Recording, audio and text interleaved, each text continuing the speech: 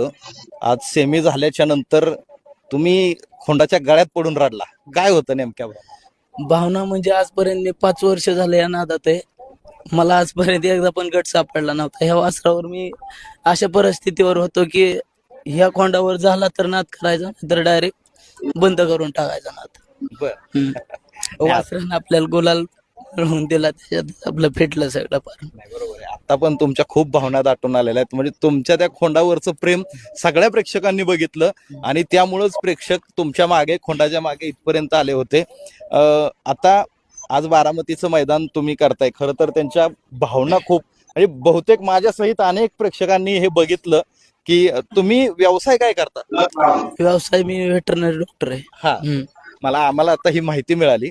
तुम्ही स्वतः veterinary doctor आहे आणि तुम्ही तो व्यवसाय सोडून इकडे शर्यतीच्या नादात आहे. आपल्याकडे जे 2 मुलं आहेत शिकायला, ते पाठीमागं पेशंट बघतात. बर, त्याच्यामुळे आपण काहीतरी 15 दिवसात एक मैदान काढतो वासराला. अच्छा, बर. आणि आता हा घरचा आहे की खरेदी आहे? खरेदी केलेला आहे. बर, कुठून घेतलेला आहे? हे पंढरपूर मधून घेतला होता. बर. आत्ताचा जो फायनल होणार आहे, तुम्ही फायनल साठी पात्र आहे. फायनल साठी तुम्हाला शुभेच्छा आहेत. तर मित्रांनो, हा नगर जिल्ह्यातला जामखेड तालुक्यातला हा खोंड आहे आणि बारामतीच्या आज मैदानात धावला.